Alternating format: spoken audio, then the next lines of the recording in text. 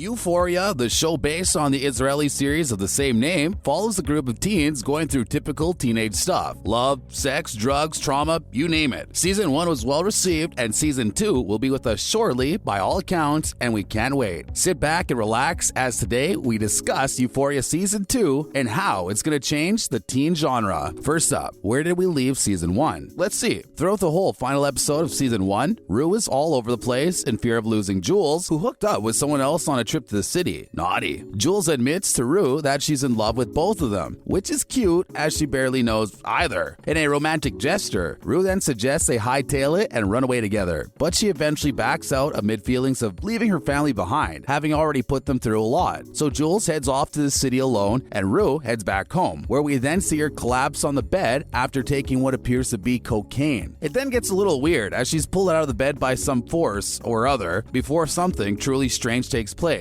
Rue staggers into her living room where her family are together, motionless. She then embraces them whilst the actress playing her is singing on the voiceover, with her character mouthing along but slightly off. Her dead father then appears to dance with her. Shortly after, she's in the street with lots of people wearing robes the same color as the hoodie her dad was wearing when he passed. Rue climbs up a human period that the people have formed for her and dives into the middle. To say this scene is weird would be the TV understatement of the year. What did you think of the Season 1 finale? So, what do we know about Season 2 so far? Stay with us to find out. Alley actor Coleman Domingo recently told us that he thought Season 2 is truly fantastic, which is great. So, are we going to get relevant, up-to-date stuff in the storyline, like COVID? He said, quote, I think all of it. Recent social issues, I think possibly all of it because I know that he's very interested. Sam Levinson is very astute and interested in the world and lets the show hold a mirror up to society and deconstruct it and smash it over the head with a hammer, so I feel it would do all of it, end quote. That sounds great apart from, the hammer bit. He then goes on to reveal that the show is going to get under people's skins, describing it as messy and ugly. We love it. He also says that the season just wants a hug, and we don't really know how to interpret that. How about you? Showrunner Levinson himself said that it's going to be a brutal season, and star of the show, Zendaya, said her main character is a version of Levinson himself, with both having addiction problems, which Levinson is now clear of. So, how is this season going to change the teen genre? Euphoria is almost made for adults, but not quite. It takes the teen aspect and drags its teen viewers into a more mature headspace than some are used to. But this is ultimately a good thing, as some of the darker scenes get to a place which will resonate with some viewers because it's so raw and real. Euphoria is seemingly striving for an intense and original experience, something that never before depicted in the genre, which is gutsy. There have been some extreme reactions to some of the scenes in Season 1, but the idea is to help, not provoke. Seasons like these in Season 1 and the ones we know are coming up in Season 2 can help people realize that this stuff is real and actually happening. Maybe not to them, but to someone they may know and love. It's a way of connecting the people who are living it to the ones who aren't and trying to bridge that gap. It's great to have a teen show that is actually now helping teens and not just filling their heads with garbage. What do you think of this take on the teen drama? We love it. Leave your thoughts in the comments down below though. So what exactly do we want Season 2 to address? Let's discuss that. First and foremost, we want to know more about Lexi. She's one of the main characters, but we seem to know very little about her. What's that about? Most others got an episode about them in Season 1, so we expect Lexi's story to be addressed in Season 2. We also want to see Rue get more professional help. The specials did get into this a little, but she is so obviously struggling, and we want the series to send a message to say that it's okay to seek help via therapy. And how about Cassie's abortion? We want to know how it's going to be affecting her and her relationship with McKay. What do you guys think of this storyline? Another person we want to know more about is Fez. It's pretty clear Fez is a complex person. He supplies Rue's habit on occasion, but he's also seemingly a good guy, appearing protective of his client. More of him next season, please. And how about seeing Maddie shake off the toxic relationship with Nate and go at it alone? He did some terrible things to her in Season 1, and although they ended the season by splitting, we saw them split and reconcile all the way through Season 1, so it wouldn't be a shock if they're back together for the upcoming season. We would like to see her become a bit more independent in the new season. What do you want next season to address? Let's talk cast now. Who's in the latest season? The hit show will see Levinson return to guide Season 2 through whatever trials and tribulations he has imagined, which we love. The star of the show, Zendaya, who plays Rue, will also be returning. This is amazing news, as we just can't imagine Euphoria without the 25-year-old Cali native. Hunter Schafer will also be returning as the transgender Jules, and Sydney Sweeney is back as Cassie, Lexi's older sister and McKay's girlfriend, who has a checkered past when it comes to her sexual exploits. The angry Nate, played by Jacob Elordi, is back with us, and Barbie Ferreira returns as Kat, who is in the midst of exploring her sexuality. Angus Cloud, who plays the drug-dealing Fez, is also back, as well as Leslie Bennett, actress Nika King, who plays Rue and Gia's mother. Storm Reed will be playing Gia again, and Algie Smith, Maud Apatow, Eric Dane, and Coleman Domingo are all set to appear in Season 2. Sweet. We also had confirmation that there will be some more additions to the team. Minka Kelly of Friday Night Lights fame, Demetrius Flannery Jr., Dominic Fike, and Calvin Harrison Jr. will all be portraying new characters, and we can't wait. Who's your favorite character on the show? When can we actually watch Season 2 then? Stay tuned to find out. Season 2 was filmed over this past summer after COVID delays. Surprise, surprise. Last winter, we had 2 bridge or special episodes designed at garnering interest in the second season, which they were successful at. Levinson said, quote, "I had a feeling that the pandemic was going to shut us down for a while leading up to it because I was watching what was happening to the rest of the world. So the day they called to shut us down, I actually pitched the idea of doing a super contained Euphoria movie, and if not that, then multiple character studies." End quote. Give us your predictions for Season 2 below. Let's talk a secret. Zendaya and John David Washington project now. Stay with us. During the first lockdown, Livingston somehow got Zendaya and Tenet star John Davidson Washington together and had the pair make a movie in secret, which we can't wait for. The movie, called Malcolm and Mary, has a similar premise to Netflix's Scarlett Johansson movie, Marriage Story. It also apparently addresses a number of the world's social concerns right now, think BLM and COVID. It appears as though Livingston doesn't shy away from these issues, which so many other TV people would be petrified to take on. So bravo, sir. Apparently, it was a tough task to get the go-ahead to make the movie. However, after consulting with doctors and lawyers, they were able to ensure a COVID-safe set, which is great as it means we have a new Livingston/Zendaya flick to look forward to. The movie was shot entirely in the Caterpillar House in Carmel, California, the first LEED Platinum custom home on Cali's Central Coast, which meant it was easier to abide by regulations such as social distancing, etc. Livingston prepared the script after Zendaya had asked him if it was possible to make a movie in quarantine, which it was, in 6 days, no less. I guess the rules only apply to the general public when it comes to, the lockdown. How did you spend the first lockdown? Anyways, as always, thanks for tuning in, and remember to swing by next time for some more news. Take care, guys.